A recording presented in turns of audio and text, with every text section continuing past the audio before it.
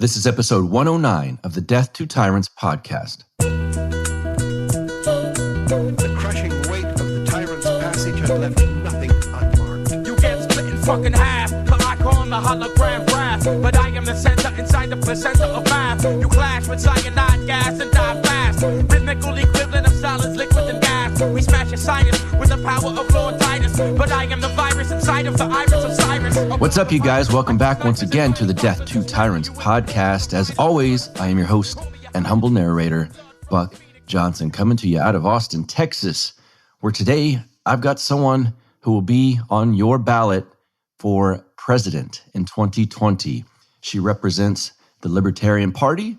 Her name is Jo Jorgensen, and I was honored to get some of her time. You guys have probably heard her on a couple of other podcasts. Well, that's a bit of a luxury for me because I can hear those and then now get to some different questions and take on some different angles and ask her some stuff that we haven't heard yet. And I get to do that on this episode. She was really nice to talk with, and it was really cool to have her. Dr. Jo Jorgensen is a senior lecturer in psychology at Clemson University. She holds a PhD in industrial organizational psychology and has taught full-time since 2006. She graduated in 1979 from Baylor University with a BS in psychology and in 1980 from Southern Methodist University with an MBA. You might know her from being the vice presidential candidate under Harry Brown for the Libertarian Party in 1996. Well, now she's at the top of the ticket in 2020, and she's here today on Death to Tyrants. Dr. Jo Jorgensen, welcome to the show. Hey, thanks for having me on. Yes, ma'am. I've had the pleasure of hearing you on some other podcasts, so I don't want to, just get into similar questions or repeat the same conversations, not only for your sake, but for the listeners. So there's a few things I've thought about and that I haven't heard you discuss yet. And often in our movement, the Liberty Movement, there's different variations on what libertarianism is. Some people say it's a lifestyle. Some people say it's just a very narrow political philosophy or a legal philosophy. Does it go beyond politics to you? What is libertarianism to you? Well, those of us who got into the movement earlier, of course, it's much more than politics. And I would say that we're a bunch of anti-political people. A lot of times people will ask me, so I guess you ran for student council or student body president? And my reply is always, no, I was the anti-student council because I just didn't think it was right that we had a few elite people making rules for the rest of us. So I read Animal Farm in grade school, and it really made an impact. However, I would like to mention that I am a candidate for president of the United States. And so I am looking at this as a political campaign. And while I want to grow the movement, I've got to keep in mind that we need to have votes as well. So the nice thing about the movement is when the Libertarian Party first started, there weren't a lot of educational places to go to. But now there are. We've got Cato and Reason and many others out there that are doing the educating. One of the common cliches, especially nowadays on TV with politicians, that you will hear, we're all too divided. I will bring us all together, the great uniter, and things like this. One, I've thought about this a lot, and we've talked about this on the podcast often. I'm not sure that's possible at this point. And two, I don't know that it's a worthwhile goal, and I'd like to get your opinion on, do you see in the future, near or maybe several years down the road, a state or two breaking off? What are your thoughts on state secession, and do you see it in the near future here in this country? Well, I'd like to talk to your question about division in general. And I think the reason we have division is because government has gotten so big. So, 100 years ago, 60 years ago, whenever, you could kind of get the kind of education you want. But now you might be a Republican. You want your child to have a certain kind of schooling, maybe prayer in the school, whatever. Maybe your next door neighbor is a Democrat and they don't want prayer in the school. So instead of just going to different schools, getting the kind of education you want, now we've got this Department of Education in Washington in which it's a one size fits all. So now we've got to fight against our neighbor to get the kind of education we want for our kids. We've got to fight against our neighbors for healthcare, everything else, Social Security. when government was smaller, and a lot of people don't realize this, but our Congress was pretty corrupt almost 100 years ago. But nobody cared because they weren't taking a huge chunk of our money. Now that everything runs through them, we've got to basically, I look at voting Libertarian as an act of self-defense. You have to go vote just to get what you want in life. And that's what I would like to see is, and you mentioned before about you don't think that they're going to be able to unite everybody. Well, not the way they're doing it. Somehow they want everybody to come over to their side, or they want to have government accommodate them, which a one-size-fits-all does not accommodate everyone. So the only way to let people get along is to reduce the size and scope of government so much that it doesn't even matter if you forget to vote. So you forget to vote. It has no effect on your healthcare, no effect on your education. It doesn't have much impact on your life. But as long as we keep getting bigger government and it's got more impact on our lives, then we're going to be divided. Yeah, I just was talking with a good friend the other day about how you would hear in the past, well, that couple, they got along pretty well, but they were opposite politically, and it wasn't a big deal. It just seemed, okay, that's cool.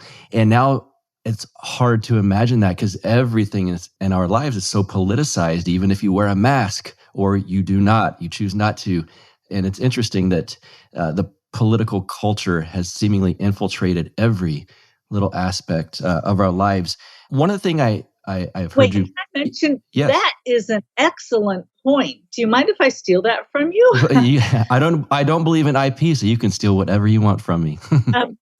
Okay. Well, thank you for that, because it goes even further that I have heard of dating websites, where either it's an anti-Trump website or whatever.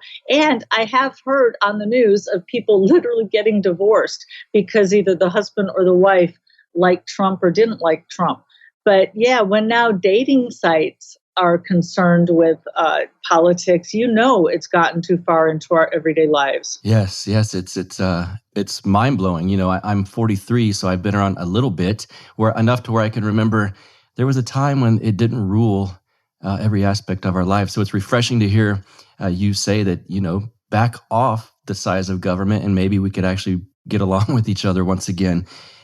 Exactly. One of the things I've heard you say is going to be kind of a talking point for your campaign, which I think is different from a lot of libertarians, is the environment.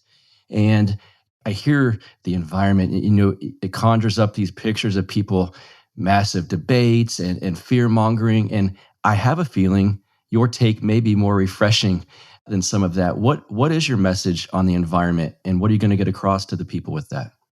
Yeah, well, it's more than just a talking point. It's something that I think is crucial for us to look into, especially since the voters are so interested, the younger voters particularly. But the one point I like to make is that if you look at a globe, wherever there's big government, there's big pollution. Wherever there is freedom, you see much less pollution.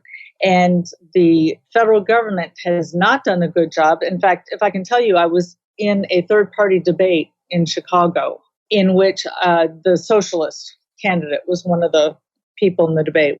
And I was astounded by her close. First, she points out that the United States Department of Defense is the largest polluter on this earth.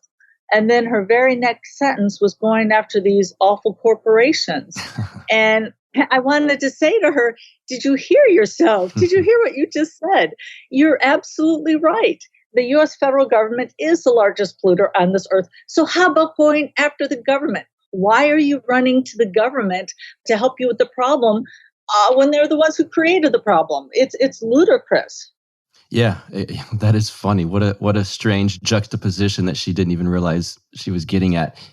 A lot of people then push back and say, well, without the EPA or without heavy environmental regulations on these corporations, they're just going to pollute and they'll do whatever they want. And I realize this is a bit of a softball, but you will probably face it. So what would you say to that?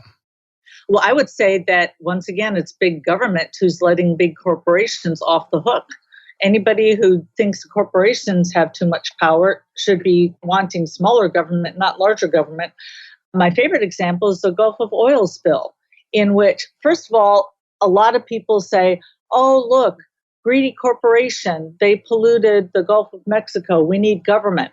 What they don't know is that the government had given them a liability cap so that they weren't responsible. So had it been the free market, they would have had to have gone to a private insurance company. And one of two things would have happened.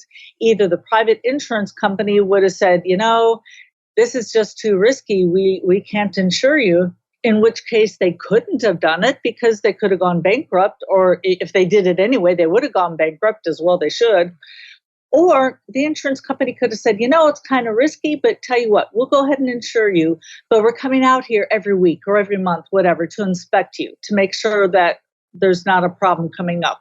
So the free market would have put that regulator there so that we wouldn't have had that big oil spill. Now, could the big oil spill have happened in a free market? Sure. Maybe they wouldn't get insurance, but at least they would have gone out of business instead of our taxpayer dollars going to pay for it. That's ridiculous. And also, you mentioned pollution. So if we just look at, for instance, car pollution. We had these CAFE standards in which they wanted cars to have a certain miles per gallon. Now, first of all, they started using thinner metals so that they were, not as safe. But secondly, they didn't include the SUVs because they were considered trucks. So what consumers did was, instead of buying a station wagon, for instance, which was handicapped by this law, they said, well, we'll just go buy an SUV in which there were no regulations. And so they got around them. And now there's even more pollution than if they put the standards there to begin with. So once again, government does something that they think is going to help the people, and it often has the opposite effect. Yes. It's a trend I've noticed throughout life, and it keeps going. It's interesting how that works. Obviously, the current climate, and I don't mean environmental climate, we're a little bit switching paths here, but the climate with the protests, the police issues, the stuff that happened in Minneapolis, the horrible tragedy in Minneapolis, it's volatile out there right now.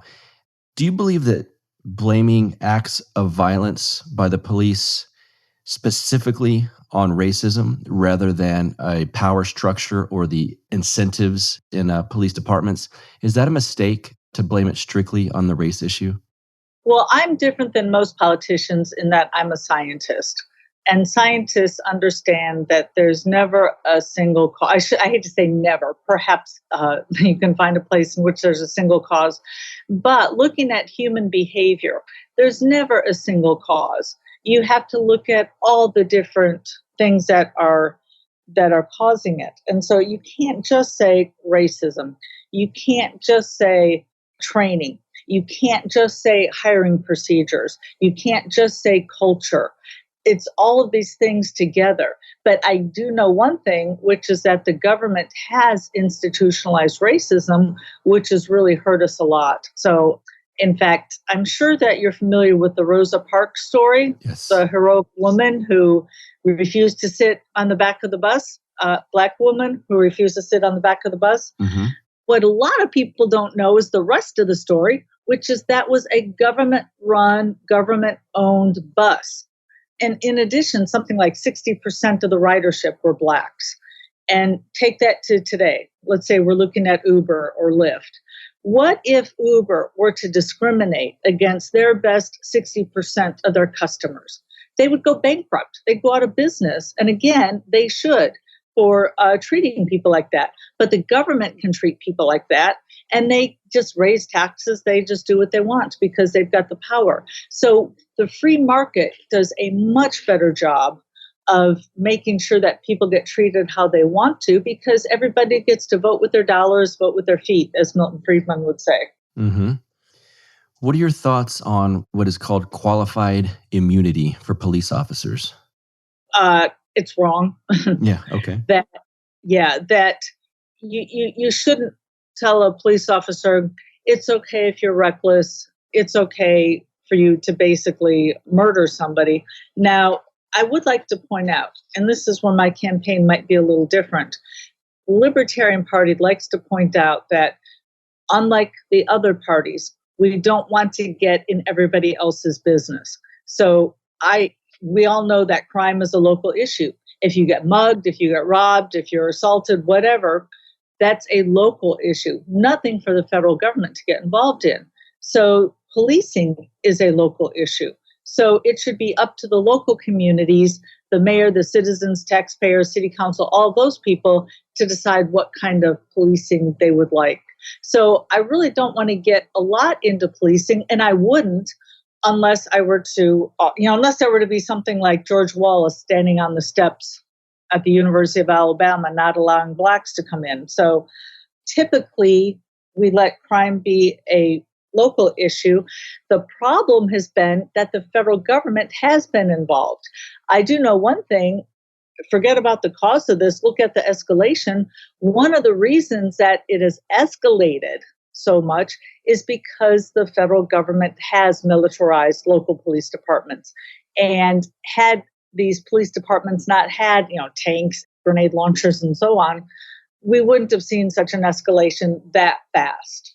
Yes, well put. And it's like you knew the next question was coming. This is a good segue because before we started recording, we were talking about a mutual friend, Scott Horton, and he's probably, in my opinion, the best voice, not only in the libertarian movement on foreign policy, but maybe one of the best voices in any movement on foreign policy. And that's one of the most important issues to me. What are your thoughts on our troop deployment around the world? And as Commander-in-Chief, what would you do to change the current situation? Well, my first policy position paper was actually written about this. And the title is Turn America into One Giant Switzerland, Armed and Neutral. So we need to bring our troops home. First of all, we've got the cost. Why should the average American taxpayer be paying for troops over in Germany and France and helping with their defense? But secondly, the purpose of the military is to protect us, is to make us more safe. And what's happening is it's making us less safe. And just look in the Middle East. We are causing more problems than we're solving, and we need to just bring all of our troops home. And I'd like to point out that even if we cut our military budget by 2/3, our budget would still be tied with the largest budget of another country on earth. So we could still tie for the largest budget on earth and still just be 1/3 of where we are now. You ran with the great Harry Browne in 1996. That's actually the guy that got me into libertarianism. When I read his book, The Great Libertarian Offer, in about 99 or 2000 or so, one of the things that fascinated me learning about this philosophy and that we have here in libertarianism is his feelings on the income tax and how that could be replaced, because it was all that I knew. And starting to read his thoughts on it, I'm like, oh my gosh, maybe we don't need a national income tax. This is crazy. And that really opened my eyes. What are your thoughts on on a federal income tax? Would you eliminate it? What would it be replaced with? What are your thoughts on that? Yes, I would eliminate it the first year and I would replace it with nothing. What a lot of people don't realize is that the federal income tax only brings in about half our budget. So if we cut half our budget, which we need to anyway, then we don't need the federal income tax. Once again, we've got the bureaucrats in Washington that are choosing how the money gets spent. They're giving it to their special interests, their lobbyists, and I'd rather that the American citizens who work so hard for it keep the money in their pockets. It will get spent much better, and they have the right to spend it how they like. Yes, amen. We got to get you out of here. I realize I want to thank you for your time, but also really quick, what's your message? If you can just do an elevator pitch. There's going to be a lot of people listening. I've got a lot of libertarians that listen, but I know there are some people on the left and people on the right as well that are a little bit scared to jump into the third party boat because it feels, what if that person's not going to win and that's going to make Biden win or something like that. And it's not just the wasted vote question. I'd like you just to give my listeners your elevator pitch, why they should vote for you in this election. Well, I'd like to speak with each of them separately. The Democrats, I would say you are the party that traditionally was pro-peace, anti-war. and look at what your party has become. If we look at Barack Obama, who was in 7 different countries waging wars, this is not the party that you signed up for. We are the anti-war party. So please come to us. To the Republicans, I would say, I know many of you hadn't voted for 20 years or had never voted because it wasn't worth it. And that's why all the polls were wrong, because they were only looking at people who had voted. And all these people who were sick of the same old showed out and supported Trump. And unfortunately, while that's what you wanted, that's not what you got. And if we look now, Trump, look at it this way. He didn't have 40, 50 years of political favors to pay back.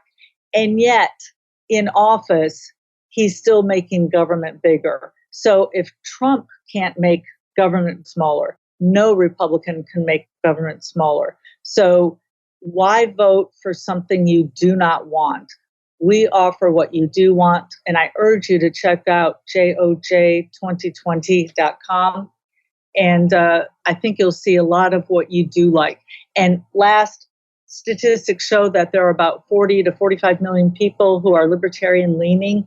If everybody just voted the way they wanted to vote, we could make real change and go back to the world we want, one full of peace and prosperity. Well put, Dr. Jorgensen. Thank you so much for being here on Death to Tyrants, and I appreciate it. I look forward to having your running mate on next. You have a very, very great evening. Well, you as well. Thanks so much.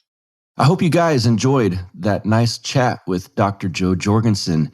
If you're thinking about joining the Libertarian Party, guess who's got a link for you? We do. www.lp.org/death-to-tyrants. And you know where to find me by now, but if you're new to the show, facebook.com/death-to-tyrants podcast. You can follow me on Twitter @BuckRebel, BuckRebel. Let's see. I got a Patreon if you'd like to donate to the show. Every penny that you guys give me goes right back into this show. I can promise you that. That's at patreon.com/death-to-tyrants. All right, guys, I will be back soon. Got some bonus episodes in the works. And then, of course, the regular Monday episodes all lined up. We'll talk to you soon. Have a good one. You get split in fucking half, but I call him the hologram wrath. But I am the center inside the placenta of math. You clash with cyanide gas and die fast. Rhythmical equivalent of solids, liquid and gas. We smash your sinus with the power of Lord Titus. But I am the virus inside of the iris of Cyrus. Like the sound of the Death to Tyrants podcast? Our audio production is provided by Podsworth Media. Check them out at podsworth.com.